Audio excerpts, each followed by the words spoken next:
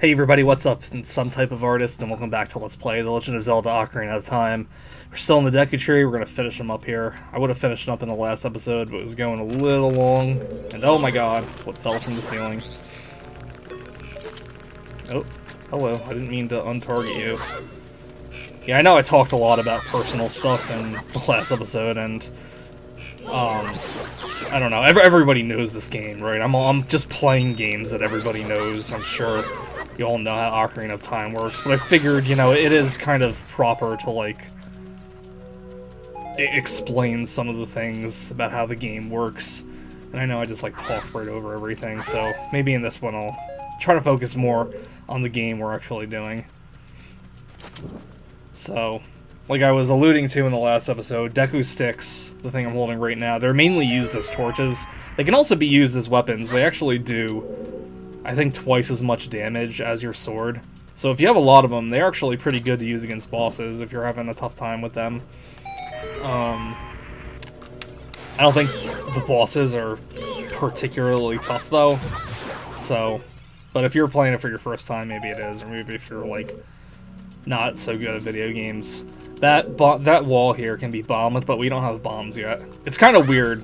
Like, this and the second dungeon you do as a kid have areas you can't access until later in the game.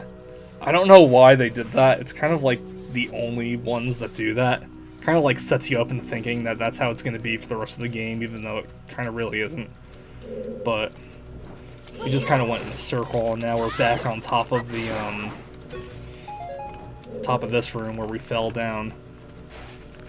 I recently just figured from watching Nintendo Capri Sun's randomizer that there is, like, a unique trick you can do to actually get up here without going all the way around, but it's so exact and specific. You kind of wonder what's the point. And then, I don't even know. I don't even remember how he got the fire to the web there, because the whole point is, one, of pushing that block down was so you have a platform where you can use the torch and get across to burn the web here. And then if you put your, if you take your sword out or put the Deku Stick away before it finishes burning out, you can get a, you basically just used it without wasting it. There was another little scrub earlier that said the combination to the right order in facing these guys. Basically gotta do 2, 3, 1. 23 is number 1. Forget where I read it from. I think it was from one of my strategy guides. They were like, could this be a possible Michael Jordan reference? Because 23 was his number, and Michael Jordan was super big around the time this game came out. So, you need to kill these guys in order to open the door in the first place, but then they basically just tell you, you know, how to defeat her. But, you know, it's not a big deal.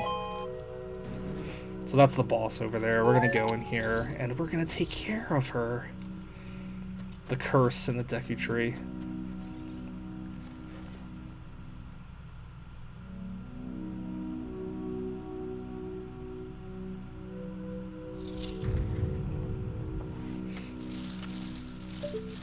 And then you basically just look up and find her. Ooh, that sound. That sound. I've always loved and hated that sound. It's like so good, but disgusting at the same time. So the idea is, once she makes her eye red, you're supposed to hit her with a slingshot and you can attack her with a sword. But I think I've seen some people use the Deku Nuts to actually stun her while she's on the ground. And you can just skip the slingshot entirely. And she goes on the ceiling. She's gonna lay eggs, but if you look closely, her eye does turn red again. So before she lays them, you can just hit her and she falls back down, and it's like no big deal at all. And you could use Deku Sticks if you wanted to go by faster, but I mean, that kind of went by fast enough on its own, you know? This is not gonna be a speed run or anything. This is gonna be a very, you know, normal playthrough of Ocarina of Time. I know that's probably the last thing people want to see at this point in time, now that the randomizers have gotten pretty popular, but, well, maybe a randomizer Let's Play will come at a different point. And every time you beat a boss, you'll get a heart container, and that increases your life by 1 heart. There's also, if you've never played a Zelda game before. There's also heart container pieces. Collect 4 of those and they'll basically just increase your heart by 1 as well. You can get those for doing side quests. Sometimes you'll just find them hanging around. But we're done. We saved the Deku Tree, except not really.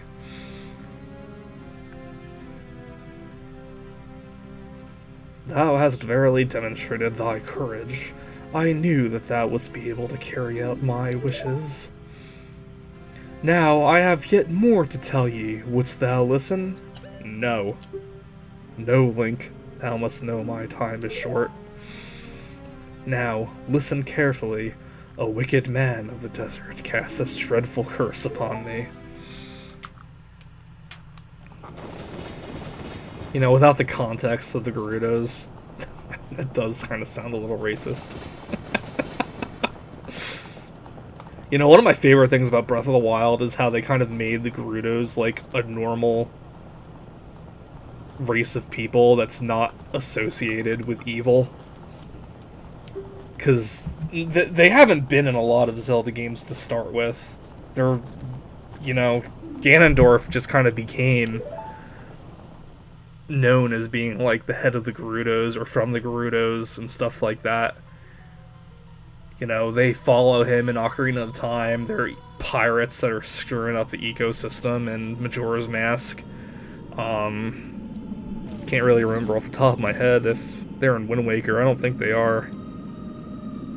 Twilight Princess, they're not. I mean, they don't show up that often, but I was really happy they brought like a community of Gerudos together in Breath of the Wild, and they made them just like another regular race of people in the Zelda universe.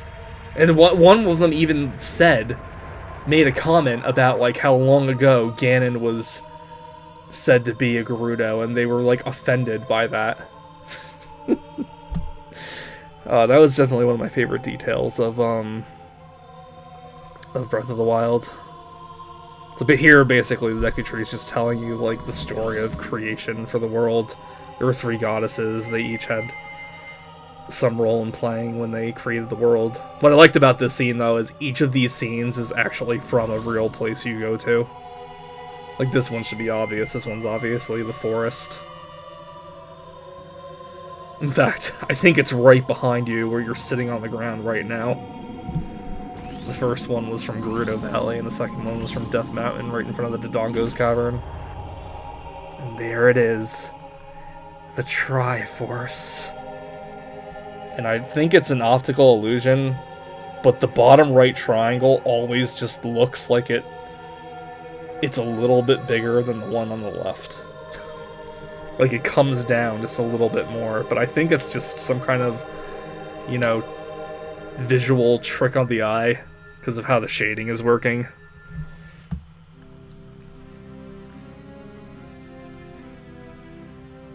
So basically, Ganondorf, the guy that put the curse on the Deku Tree, he wants the Triforce. Link has to stop him, because what better person to stop a grown-ass evil man than a little kid that has never ventured outside of his home before? You'd think all those trained guards of Hyrule Castle would have a little bit more of a chance, but, you know, no, this little kid, he's the one. Because destiny and whatever. I love how he just, like, sat on down and just, like, listened to this story. Like, it was just, I don't know, like a fun little campfire story.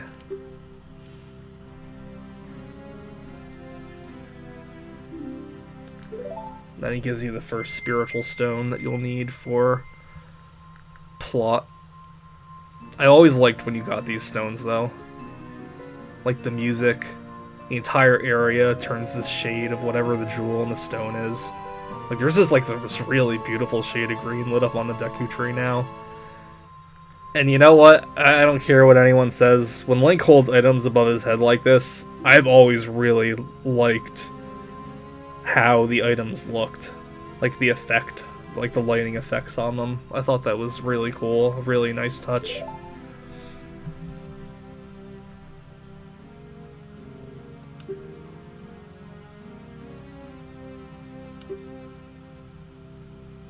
But I also like how the text speed slows down as he's dying too.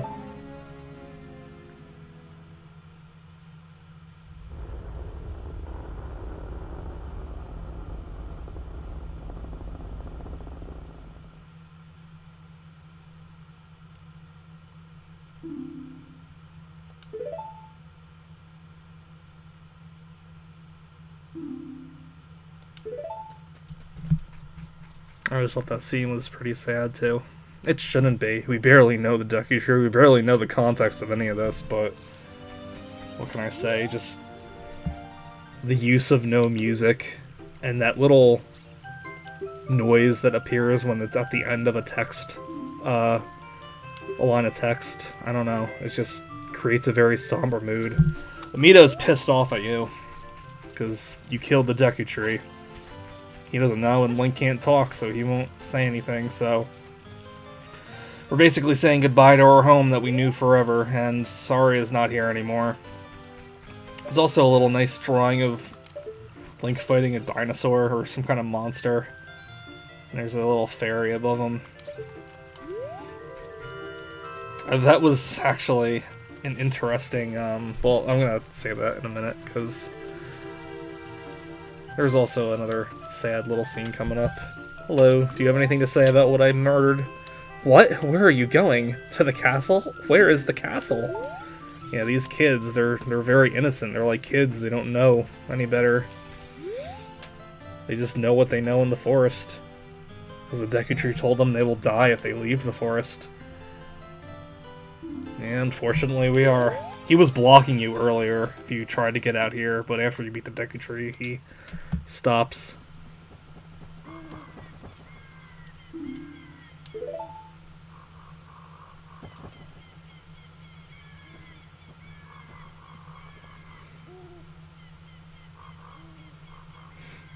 Yeah, Saria is kind of a little more, worldly compared to the other Kokiri.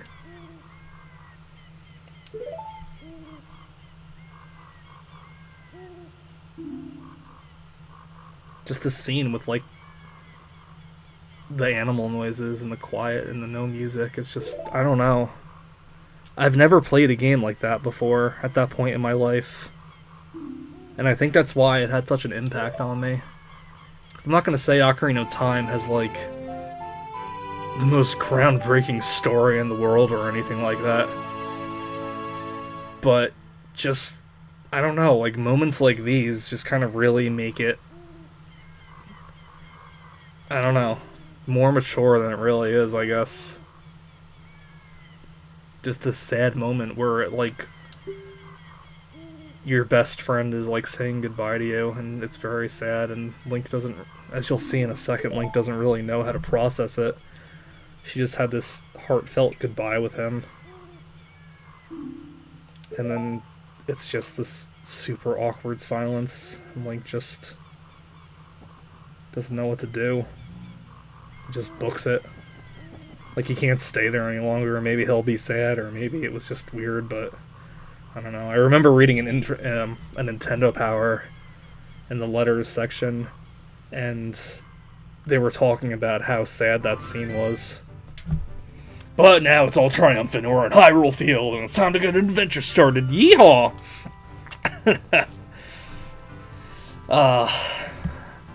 Anyway, I used to visit this website after I was into the Zelda series called, The Odyssey of Hyrule.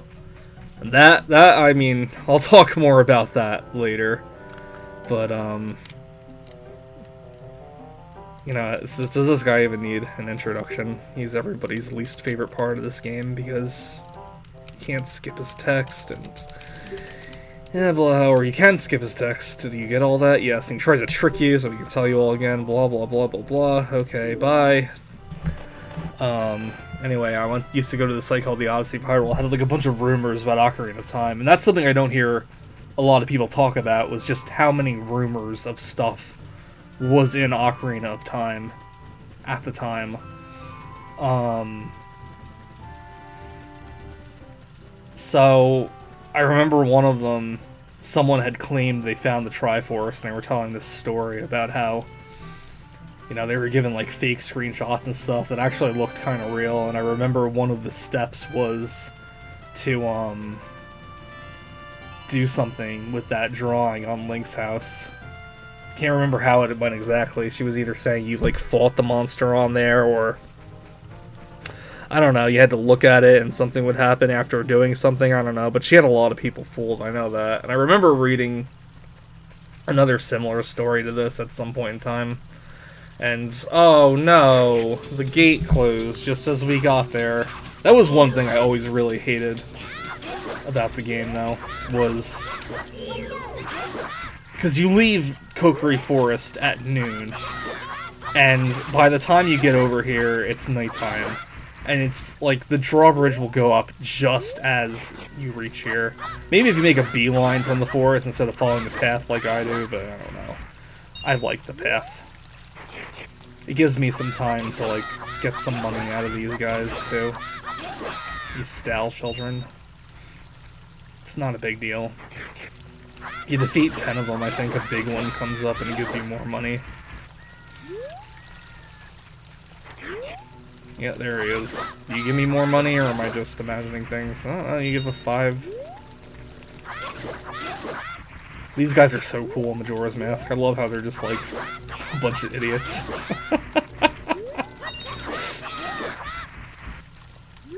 But yeah, that website, the Odyssey of Hyrule. And there was another one called the Oddity of Hyrule too. That one was about Majora's Mask, and that had a really, really cool version of the Song of Storms playing on the homepage. But that website, I used to be on that website forever. I had another friend that I got, maybe he already had Ocarina of Time, but I remember me and him used to actually go and try out a bunch of like the glitches and the rumors and stuff that that website let us know about. That I won't go all into now because there's like too many of them to really talk about, but as I come up to the parts of the game where it's there, I'll probably mention them. Welcome to Hyrule Castletown. It's a peaceful, prosperous town. I always thought it was like a weird thing to say, because like it almost sounds arrogant. Like, imagine if someone invited you into their home and they said, "We're a prosperous family." It's like, oh, well, good for you. Man, I am so bored. Things would sure be more interesting if there were more troubles in the world. What a weirdo. Maybe we could let off some steam by breaking these jars. Stand near a jar and press A to lift it. Press A again to toss it. Yeah, I have a sword, dude, and you have a spear. The main point why we wanted to come here was for the gold Skulltula. Yeah, since I didn't mention it before, there's 100 of these gold Skulltulas lying around the world, and if you, for every 10 you get, up until 50, you'll get a prize later on, but 100 will get you probably one of the biggest disappointments in side quest history. This is anyway, we'll talk about that a little when we actually get to it, but it's the Hyrule Town Market. It has some fun things you can do in it. This guy here, I love what he says. This beard is my pride and joy. Doesn't it look luxuriant, kid? I love how there's both a question mark and an exclamation mark. Like he's a little intoxicated, and he's already feeling a little defensive because we're not as in love with his beard as before. Speaking of another beard, you can buy some shit here if you want, but honestly, there's really nothing much. Arrows for a bow you can't have, Deku sticks, blah blah blah. Hello, Mr. Bowlcut, how you doing?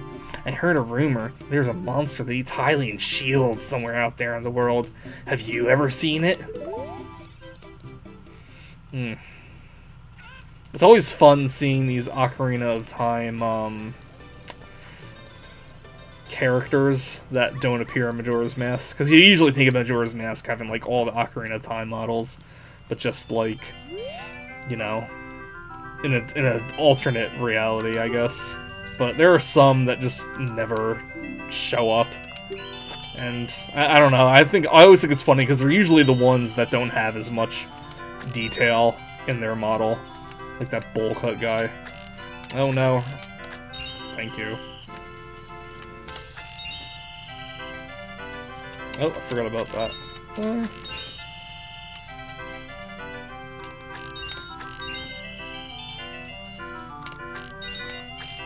First try, guy. So pretty much you come right over here. This is like one of the first things you should probably do when you get in the market. And you can upgrade your Deku Seeds bullet bag to 40 slingshot bullets. Actually, there is another upgrade you could probably have gotten before leaving the forest, so you can get 50, but well, that one would have been 40. There's 2 upgrades, and whichever one you choose to get first gets you to 40, and then the other one gets you to 50, but we're going to be back in the forest before you know it. So I'm going to call it here for this part, and next time we're going to continue exploring the market a little bit. So thanks for watching, everybody, and I'll see you later. Bye-bye.